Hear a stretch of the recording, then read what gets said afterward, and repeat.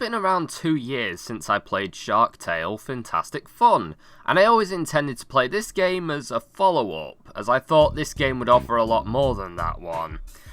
Turns out I was horribly wrong.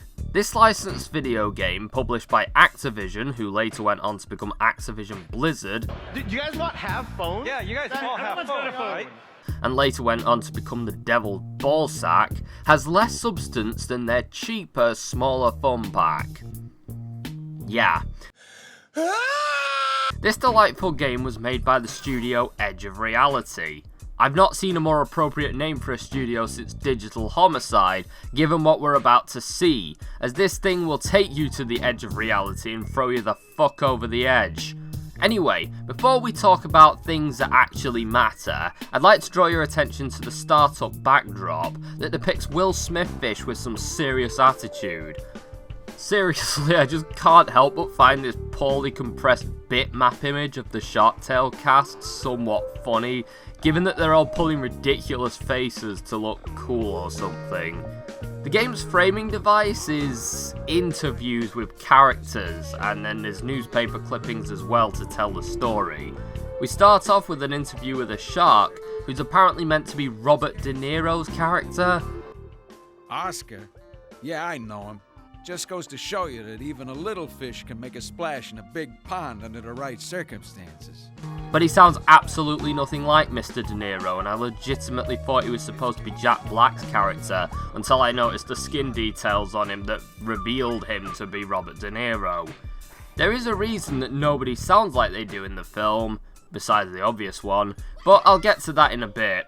We start off on a very slow news day where the biggest piece of news is the DreamWorks logo, and then it opens up with Will Smith fish being chased around by a shark, in a game mode that is very reminiscent of the one from the Finding Nemo tie-in game. Seriously, if you ever wanted the perfect image to show how much of a cash grab Shark Tale was, well, you're not going to find a better one than this. Whilst this segment kind of amused me at first because of the stupid faces that the characters keep making, it gets old real fast. This shit also drags on for minutes on end, and it begins to feel like it has no real ending at all. But mercifully, it does end with Will Smith fish waking up and screaming in his bed. Waking up in such a manner is more or less what I'd hoped I'd do whilst playing this game in its full, but sadly the universe isn't so kind. However, the Shark Tale universe isn't exactly the Karen from Metabots of universes either, as Will Smith fish is seemingly being evicted from his house by his landlady. Now this is the part where the more interesting aspect of the game becomes a lot more apparent, because it's clear that this game isn't following any of the movie's plot points and has very little to no idea what the film is about at all. This game was likely developed alongside the film, and thus was working on basic concept level material at best, or perhaps a very early version of the script. Though, remembering what this is based on, I'd legitimately be surprised if Shark Tale had more than one draft of its script. But I'll be nice, and suggest that they had written 2 drafts for that movie, mostly to correct spelling. You will also notice that none of the cast from the movie are in this. Will Smith fish is actually voiced by Phil Lamar, who you might recognise from Futurama, Metal Gear, Samurai Jack, Injustice, Mortal Kombat 10, and pretty much anything ever really. If you've ever seen a TV show, movie, played a game, you've definitely heard this guy at some point or another, I can guarantee it. I love the guy, and I honestly think he could play this character a lot better than Will Smith. Hell, he actually does in this game. I don't have a problem with Will Smith, don't get me wrong, but people seem to think that he's this brilliant, versatile actor, when I really just see him as Will Smith in pretty much everything he's in. And that's not a bad thing. We always have one every generation, like Harrison Ford, who is the same character in pretty much every film he's in, because he always acts the same way, and it's fine by me, but I'll never see Will Smith as being as versatile as Jake Gyllenhaal or Gary Oldman or even Bruce Willis, who, you know, in The Sixth Sense he's different to how he is in Die Hard. I've never really seen that with Will Smith. I also recognise Cam Clarke in this thing, who was the original voice of Leonardo in the 80s Ninja Turtles. I wish he was more prominently featured in this game, maybe as Jack Black the Shark. I might have actually seen this through to the end if I knew I could have made a Cam Shark joke at some point. One other actress that I'm quite familiar with is the actress who plays Katie Curran. This is actually her first recorded credit on IMDb, and she later went on to voice Naoto in some renditions of Persona 4, and is the femme fatale voice in Soul Caliburs 5 and 6. I actually really like the casting because they're real voice actors who have had experience in this field, and not just big names who are phoning it in. I really wish that they learned to stop shoehorning celebrity names in animated movies and video games. You'd think that Destiny's use of Peter Dinklage would have been a monumental testament as to why we should use real voice actors in these scenarios. But sadly, no, that's not the case, and now we're actually shoehorning actors into games so that we can use them as selling points. Anyway, enough about shit that matters, let's get back to this game. We are then treated by more proof that this is a slow news day, as we see that the biggest event of the day is this dipshit getting his stuff repossessed. Oscar's stuff is being thrown out of a window by this landlady character. I don't think she was his landlady in the films, but I don't remember that much of the film, so I could be wrong, I don't know. I only remember her being in 1 or 2 scenes. She's in this a lot more than she is in the film. Same goes for Crazy Joe as well. I think he was in it like 3 times and said the same thing every time in the film, whereas in the game he's kind of an important character because he tells you how to play the game. He seems to be lacking his puppets though. Anyway, I have so many goddamn problems with this set and level. I mean, they're all nitpicky, but given what I'm playing, I can't help but make these observations.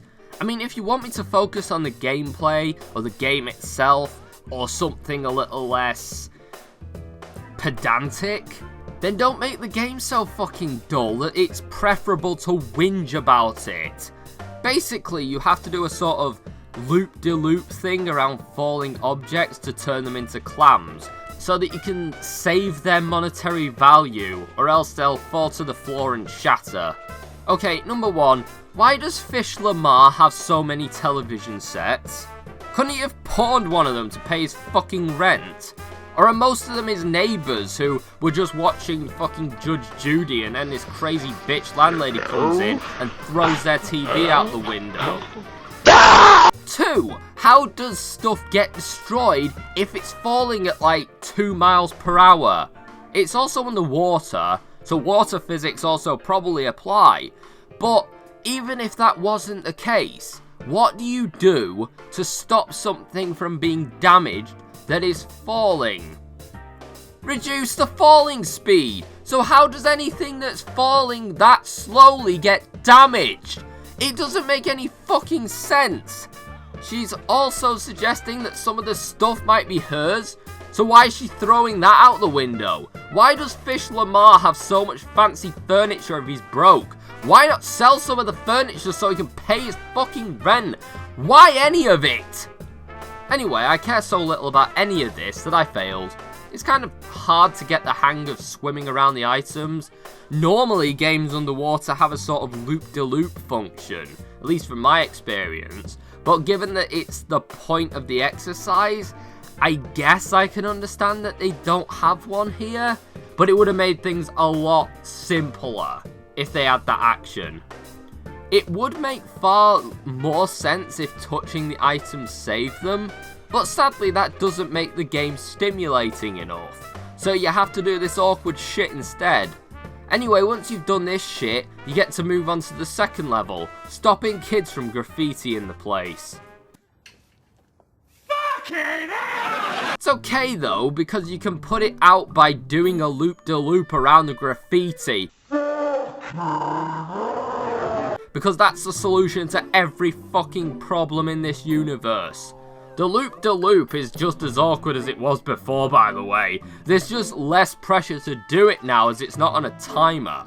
However, the control still makes me want to weep due to the fact that it's like you're trying to walk with your pants around your ankles. Even the best of sleuths will have a hard time finding half of these graffiti tags due to the layout of the level being so damn fucking confusing. Not that there's much motivation, given that every single one of them looks exactly the same. You'd think that an Activision-backed movie license tie-in game could afford to have more than one texture for its graffiti, but apparently not. I also don't get how paint even works in this universe. Like, what's it made out of? How does it stick without just floating away? I would say that it's part of the suspension of disbelief, but in order for my disbelief to be suspended, I have to actually be in a universe that somebody gave a shit about whilst creating, and clearly I'm not in such a universe. In this level, you have to navigate the grimy under-the-sea city as you try not to vomit from how shitty everything is. I mean, detail-wise, graphic-wise, it's not too bad, but the way that the colour scheme is, and the way that everything looks so depressing, is just gross. It's one of the main criticisms that I've heard for this movie. Why is it set underwater? And I feel like this game actually brings that criticism to life a lot more than the film, because you get to explore the environment and see all the flaws. For example, why are there steps leading up to people's front doors? The people who live in those homes can float. Why is there a fire escape in a world where people can basically fly? I know that SpongeBob's world is built like this, but A, the characters in SpongeBob walk along the ocean's surface, so it makes sense there. And B, SpongeBob is a comedy and a surreal one at that, so I can accept it being this way. You can't show people floating around all over the place in the front of a backdrop that's clearly designed for people with legs. On top of that, the grungy city is incredibly ugly to look at. I talked more about this in Fantastic Fun, and I'd rather not reiterate the entire point, but it's so depressing to look at. Not only does it depress me looking at this, but you can hear how miserable I am playing this wank bubble in my audio commentary track. This game sucks, by the way, in case anyone's trying to figure out. I'm sure somebody's gonna come along and be all like, no, it doesn't suck. You suck. This game is the greatest.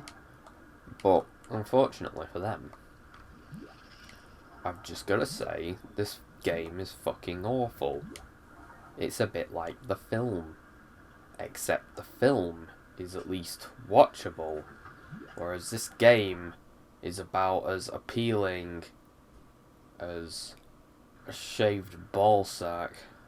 When the game isn't assaulting you with abysmal backdrops, it's throwing LSD Dream Emulator rejects at you like this scary motherfucker. What the fuck is that? Anyway, in classic bad movie adaptation fashion, everything is out to kill you. Everyone tries to bump into you as soon as they see you, knocking your valuables aside. There are crabs that jump around snapping at you, and it's a real struggle to take them down because the control is so fucking awkward. Why is everyone so violent in this world? These are meant to be your normal everyday people, but they all seem intent on kicking your ass or just flat up killing you. Every time you pass them as well. I don't think any of these people are sane. This somewhat clashes as well with the fact that everyone who's in their homes is overly generous. So outside it's the crazies, but inside it's the fucking Brady Bunch. I don't understand. And yes, you can just invite yourself into people's homes. If you lose health in the game, you can get it back by swimming into the homes of random people. And they're seemingly cool with it. It's implied that they feed you dinner, or perform some sex acts on you. I don't know, it's left up to interpretation. I think one of the homeowners might be Robin Atkin Downes, though it's hard to tell because he can do a lot with his voice. It seems odd that the people inside the house are so cool with you just barging in and eating their food. Are they just hiding from the plague of assholes on their doorstep, relieved that a sane person exists? In theory? Or are they secretly planning on molesting or eating you? That would explain why there's a sushi restaurant in town. Also, I know that's a joke, but in this world there is a restaurant that exists that caters to cannibals and condones cannibalism. Like, nobody gave Ed Gein a fucking restaurant, so why does this asshole get one? One thing that kind of interests me is the fact that you can come to these junctions that split off into multiple directions and allow you to go into different parts of the map, altering the perspective and putting you basically on a new plane of existence.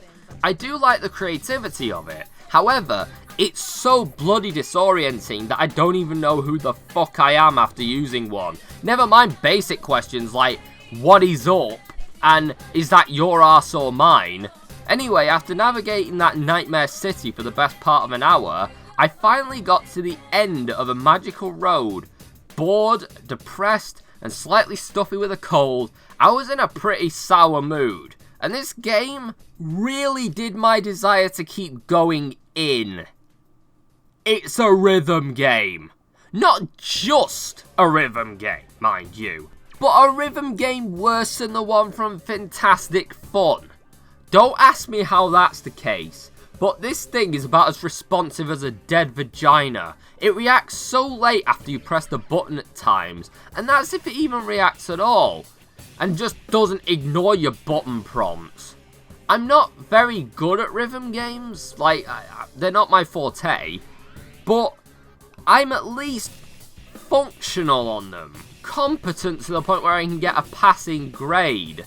I recently played Persona 4's rhythm game, and did really well in it, and I played Fantastic Fun's rhythm game, and is it not fair to say that I should at least be getting a passing grade in this game based on my performance on those games?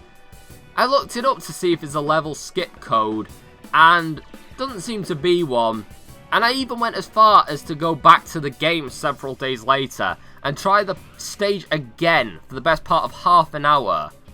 And it didn't get any better. I didn't get any closer to winning it, and I just said, fuck it. So this, dear children, is the end of a sadly abysmal road, defeated at the hands of a dysfunctional rhythm game that forces me to listen to MC Hammer's Can't Touch This on loop. It doesn't really help either that I hate this fucking piece of music and wonder why it's in a video game from 2004. This is like a game or movie using Numa Numa unironically in 2014. It defies all comprehension. Oh, and it also means that I had to mute the music whilst getting the footage for this game, as the soundtrack is the same one as Fantastic Fun. And given that the rights holders have no respect for fair use, they insist on content IDing all my shit and will not budge no matter how convincing my plea is. This quickly became a problem for me, as cutscene dialogue is apparently tuned to the music sound channel, and so, as a result, this is what all cutscenes end up being after I turn it off.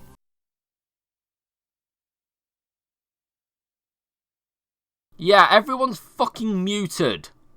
I guess maybe I could add my own voices? Stupid baby, it's your fault I ain't gonna get laid. Alright, yeah, no, fuck that. Well, I guess that's it for that episode. Sorry I couldn't give you any more than 3 levels. I really did try with it, but it wasn't happening. I will say, however, that this is episode 49, and that means that my 50th is coming up next, which means I'm going to be doing something a little special, a little more personal, and hopefully we'll be covering a game that's good, which it's been a while since we've covered something actually good, I think. So, I'll see you then.